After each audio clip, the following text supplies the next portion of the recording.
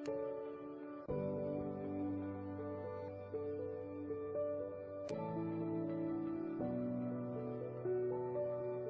عليكم. معكم الطبيبه اسماء الحلو، اختصاصيه في امراض الجلد والشعر والاظافر. اليوم اختاريت الموضوع ديال التساقط ديال الشعر باش نهضر لكم عليه، نقول لكم شنو هي الاسباب، كيفاش نتفاداوه وشنو هو العلاج ديالو. هذا المشكل تاثر على نفسيه الانسان بواحد الطريقه اللي هي رهيبه، وخاصه عند العيالات. خصنا نعرفوا بان بالنسبه للتساقط ديال الشعر عندنا التساقط اللي داخل في الاطار الفيزيولوجي او الاطار الطبيعي، وهذا التساقط هذا تيمكننا نضيعوا حتى 120 زغبه، من 80 حتى 120 زغبه في النهار اللي تطيح لنا من الشعر ديالنا. هذا الامر هذا تيجعل ان السيدات تيتافوا لها وتدخل للدوش، وخاصه الا كان الشعير ديالها طويل، وتتبقى تتبشطو وتيطيح لها ب 120 زغبه، تتعطيها واحد الكميه كثيره تتخلعها. هادشي داخل في الدوره ديال الشعر، لان الدوره ديال الشعر فيها 3 ديال المراحل. المرحله الاولى فين تطلع لنا الزغبه، المرحله الثانيه تتنمو فيها، والمرحله الثالثه عاد تطيح وتتساقط، لان الشعر داير بحال واحد الشجره، ضروري تيخص الشعر تيطيح تيطلع ومن بعد عاوتاني تيتساقط. داكوغ. من بعد كيمكننا نصنفوا التساقط ديال الشعر لجوج ديال الاصناف صنف ديال الشعر، يعني التساقط ديال الشعر الحاد والتساقط ديال الشعر المزمن. بالنسبه للتساقط ديال الشعر الحاد كيكون عندنا التساقط ديال الشعر باغ كارونس اولا نقص في الفيتامينات، كسوا الفيتامينات، يعني مثلا الحديد ولا لا فيتامين تي او لو زنك او لا فيتامينات اخرى. وهذا الشيء كيكون راجع في بعض الحالات لسوء التغذيه، اولا الواحد ما تياكل شيء بواحد الطريقه صحيه، تياكل شيء الفواكه والخضر اللي تتكون غنيه بالفيتامينات، اولا تو سامبلومون تيكون عنده واحد لو سيندروم اولا واحد لو بروبليم دو مالابسوربسيون في المسيرنات ديالو. المسيرنات تيكونوا ما تياخذوا شيء، هاد الفيتامينات ما تياكلهم الانسان، ما تيابسوربيوهمش وما تيدوزوش للدم، وبالتالي ما تيوصلوا شيء للشعر، والشعر تيكون اون مونك وتيبدا تيطيح. في بعض الحالات وخاصه عند الوليدات الصغار تيكون السبب ديال تساقط الشعر الحاد تيكون بسبب لاتيني او التونيا ميكروبات، وخاصه اللي يكونوا الوليدات عزيز عليهم يلعبوا مع القطيطات ولا الكليبات الا كانوا عندنا في الدار اولا في الجرده. وكاين واحد الحاله واحده اخرى اللي تتكون متعلقه بالحاله النفسيه للانسان، ملي تيكون الانسان تفابا عنده مشاكل في الخدمه او لا ستريسي او لا عنده مشاكل عائليه، مشاكل اجتماعيه، هادشي كله سا سو ريفليت سور الشعير ديالنا، لحقاش الشعر ديالنا داير بحالو هو ولا لا دايرين بحالهم بحال واحد المرايه اللي تتبين لنا وشنو كاين لداخل في الجسم. يعني اي مشكل كيوقع في الجسم ديال الانسان كي سو ريفليت سور الشعير ديالو سور لا بو ديالو. كاين حتى عوامل ميكانيكيه، يعني فاش تنمشي لعند الكوافير وتندير صباغه، تندير الكيراتين، تندير البوتوكس للشعر، تندير تانينو للشعر، تدير هادشي كله. هادشي مزيان تيعطينا واحد الجماليه للشعر، تبدلنا المنظر، تيطلع لنا المورال، ولكن راه تيقد ياثر على الزغبه لحقاش كيبقاو دي برودوي شيميك، يعني مسائل دي برودوي شيميك اللي تندخلوهم للزغبه ديالنا وتيأثروا عليها. وهذا الشيء ما خصناش نكثروا منه، نديروه مره ما فيها باس، ولكن الواحد ماشي دائما. كاين حتى بعض المرات تيكون عندنا تساقط ديال الشعر من مور الاجهاد الشديد ديال الجسم، الا كنت دزت واحد المرض او لا واحد العمليه جراحيه او لا فتره الامتحانات عند الطلبه مثلا، هنا تيكون عندنا واحد التساقط ديال الشعر اللي هو رياكسيونيل، تيبدا تيطيح اون ريبونس للمشكل اللي وقع. كاين تساقط ديال الشعر اللي عنده علاقه بالادويه، بحال الناس ديال الشميون ساكن، اول حاجه تطرى ليهم هو الشعير ديالهم اللي تيبدا تيطيح هو الاول. داكوغ. هادشي بالنسبه للتساقط ديال الشعر الحاد. كاين التساقط ديال الشعر المزمن. التساقط ديال الشعر المزمن تيكون حتى هو عنده اسباب داخليه غالبا، بحال الامراض المناعتيه، مثلا لابولاد تيكون الشعر تيطيح بواحد الطريقه كثيره حتى تتخوى ليا داك البلاصه اللي عندي فيها تساقط، كو سوا دي بلاك الوبيسيك، يعني بليصات صغيورين تيخويو الشعر، او لا بعض المرات لا قدر الله تيطيح الشعر كله. داكوغ. ولا الامراض الداخليه بحال لي مالادي سيستم مثلا لو لوبوس، تيكون الشعر تيطيح بواحد الطريقه كثيره، او لا بعض المرات تيكون عندنا خلل في الغده الدرقيه، خاصه الا كنت عندي هذا المشكل في العائله. في بعض العائلات كيكون عندهم مشكل في الغده الدرقيه او الكواطر، الدارجه تنقولوا الكواطر، تيكون عندهم مشكل، يا اما هاد الغده الدرقيه تتخدم بزاف او تتخدم شي مزيان، في كلتا الحالتين كتعطيني التساقط ديال الشعر. انا باش ما نطولش عليكم بزاف، غادي نهضر على التساقط الوراثي الهرموني اللي هو حتى هو داخل في التساقط المزمن ديال الشعر. هذا التساقط الوراثي الهرموني او لا لوبيسي اندروجينيتيك متعلق بالهرمونات الذكريه اللي تتكون في بعض الحالات زايده شي شويه عند العيالات ولا حتى عند الرجال، وكتعطينا التساقط ديال الشعر. وهذا الشيء متعلق بدي فاكتور جينيتيك، كتلقى كونتكست فاميليال، كتلقى بحال دابا الوالد عنده ديك الصلعه اللي تكون عند الرجال هنايا، او لا العيالات كيكون عندهم حتى هما كتخوالهم هاد البليصه شي شويش. ولكن الرجال الحاجه اللي تتبين في الاكثريه على هذا التساقط هذا تيكون عندنا ريكول دو لا ليزير فرونتال، يعني تراجع ديال الخط ديال الشعر اللي تيكون عندنا هنايا. متنو كيفاش غادي نديرو نعرفوا هذا الشيء هذا؟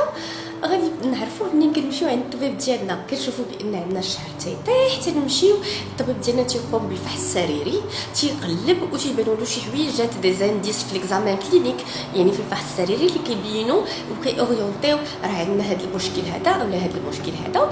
وزائد ليكزامان اوديرموسكوب، الطبيب كيحط لو ديرموسكوب على الشعر وتيبانوا له لا ناتور ديال الزغيبات كيفاش دايرين، واش تيطلعوا لنا من لو فوليكول بيلار، واش تيطلع لنا غير زغيبه وحده ولا تيطلعوا زغيبات جوج اولا ثلاثه، وتيشوف هذاك لا كاليتي ديال الشعره اللي تطلع كيفاش دايره، واش رقيقه واش سخفانه غادي طيح من بعد ولا راها مزيانه، وتيشوف الكثافه ديال الشعر واش مزيانه ولا بقيوسه ناقصه، وبزاف ديال الحويجات اللي تيبينوا واش عندنا مشكل في الشعر في حد ذاته او لا راه داخل، او لا في بعض الحالات تيديتيكتي الطبيب بان كاين نقص في الفيتامينات، تيعطينا عليهم تحاليل اللي تنديروهم، ومن بعد عاد تيقول لنا شنو غادي نديرو.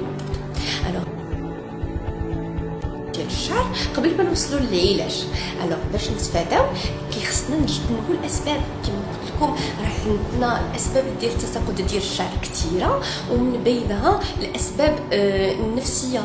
دونك خصني دائما نكون مزيان، نحاول نجيري ستريس ديالي، نحاول نخلي مثلا المشاكل ديال الخدمه في الخدمه، نحاول نصلح العلاقات الاجتماعيه ديالي، يعني الواحد يكون مزيان في النفسيه ديالو. خصني نقص شي شويش من الصباغه ومن لي سوان ديال الكوافير اللي تيكونوا شويه اغريسيف على الشعر، ونقص شي شويش من لي برودوي شيميك. بالنسبه للبنات اللي تيجمعوا الشعر ديالهم كيتشوف على اللور ديما وتيجبدوا، ما خصنيش نجبد بزاف، خصني نجمع هي هادشي، لان بعض المرات ملي كيبقى الواحد كيجبد بزاف راه كترجع له الشعير ديالو بالا سويت، تيبقى هاد البليصه بحال اللي تبدا تقرع له شي شويه، اولا داك الجهد اللي تنعطيو للزغبه تتعيا وتتبدا تتساقط. خصني نشوف الا كانت عندي القشره نداويها، لان القشره تتخنق الزغبه ديال الشعر، وبالتالي تيبقى شي يتنفس مزيان وتيطيحوا لنا الشعيرات. خصني نقص من الغسيل ديال الشعر بزاف، ملي ندخل للدوش نغسل الشعر ديالي ما نديرش جوج وثلاثه د لي كوش ديال الشامبوان، كوش واحد كافي جدا، وبالزربه ما نخليه شي بزاف د الوقت، لان الشامبوان حتى هو سي ان برودوي شيميك، الا خليته مثلا في الاول ديال الدوش وما نجي نزولو حتى نبغي نسالي راه تقدر الزغبه ديالي تاثر. خصني ما نغسلش بالشامبوان اكثر من 2 المرات في السيمانه، غير 2 المرات كافيين. الا غسلت اكثر من 2 مرات في السيمانه الشعر ديالي نغسلو غير بالميه بلا ما ندير الشامبوانات، لان الشامبوانات كيبقاو اغريسيف. منين نخرج من الدوش نشف الشعر ديالي، لان ديك الماء حتى هو الا بقى في الشعر بزاف تيمكن له يدير لي القشره وتيمكن له يطيح لي الشعر مباشره. داكوغ. بالنسبه للتنشاف ديال الشعر يكون غير من البعيد، ماشي عاوتاني نحرك الشعر ديالي. قوه البروشينغ حتى هو تيتكرفس على الشعر وتيجعلو انه يطيح. وبطبيعه الحال خصني ناكل مزيان، تكون عندي الماكله صحيه، ناكل فيتامينات وخضر وفواكه غنيه بالاحماض الامينيه، غنيه بلي ناكل اللحوم اللي غنيه حتى هي بالبروتين، يعني تكون عندي ماكله اكيليبري، واكل يكون بيان سور اكل صحي. خصني نشرب الماء مزيان، الواحد يشرب واحد 2 لتر باغ جور، سي تري امبورطون. خصني نعس مزيان، ماشي نبقى فايق ونقول راه لا خصني نكون مزيان، خص لابو ديالي تكون مزيانه، خص الشعير ديالي يكون مزيان. كيما قلت لكم الشعر ولا بو يسويف لو كور. الا كانوا الجسم والحاله النفسيه مزيانه والفيتامينات مقادين وكلشي مزيان، حتى الشعر وحتى لابو كيكونوا مزيانين. ولا كان عندي شي مشكل في الغده الدرقيه خصو يتعالج. وبيان سور الا كان عندي صلع الوراثي الهرموني اللي صعيب باش الواحد يديتكتيه بوحديتو، الا كان في الاول خلاص، الا كان في التالي راه باين، اما الا كان في الاول خصنا ضروري نستشروا مع الطبيب ديالنا. الطبيب ديالنا اللي غادي يدير لنا في بعض المرات كما قلت كنحتاجوا تحاليل، بعض المرات ما كاينلاش. هاد التحاليل هادو اللي كيقيداو الطبيب تيوريوه وشنو غادي يعطينا بالضبط في التريتمون. كيمكننا نمشيو من الرشاشات مثلا المينوكسيديل او رشاشه اخرى. هاد المينوكسيديل اللي في بعض الحالات كيجيو عندي الناس خاصه العيالات وتيقولوا لي الطبيب عافاك ما تعطيني شي المينوكسيديل، راه جربتها صاحبتي وراه طلع لها الشعر. اي نعم، ولكني منين حبستها طاح الشعر كله. غادي يطيح الشعر كله الا كان عندها مشكل وراثي، اما ما كانش عندها مشكل وراثي راه ما غيطيح شي الشعر. يعني راه الطبيب تيعرف فوقاش يعطيها، تيعرف الطريقه باش يعطيها. يعني ما كاينلاش انا الا خدمت ماشي ضروري الا خدمت عند صاحبتي واحد الرشاشه اولا واحد الدواء راه غادي يخدمني حتى انا، حيت ماشي نفس الاسباب ديال التساقط اللي عند صاحبتي هما اللي عندي، ماشي نفس الشعر اللي عند صاحبتي هو اللي عندي، ماشي نفس الحالات صاحبتي هي نفس الحاله اللي عندي. في بعض الحالات كنمشيو للحقن الصفائح الدمويه اللي عندها بزاف ديال المزايا على الشعر، ونغيف كتوقف لنا التساقط ديال الشعر وكتعطينا حتى اون بو ريكوبيري الشعر شي شويش. وعلى حسب عدد الحصص اللي دار الواحد، على حسب اصلا واش غتصلح له ولا ما تصلحلوش، الطبيب هو اللي كيحدد هذا الشيء هذا. وكاينه حتى لا بيزوثيرابي اللي حتى هي فيها حقن الفيتامينات في الشعر باش كيتحسن الشعر وكيتوقف لنا التساقط ديال الشعر وكيعطينا واحد المنظر اللي هو لائق ديال الشعر، وكتحسن باغ لا سويت حتى الحاله النفسيه ديال الناس اللي كيعانيو من هذا المشكل هذا.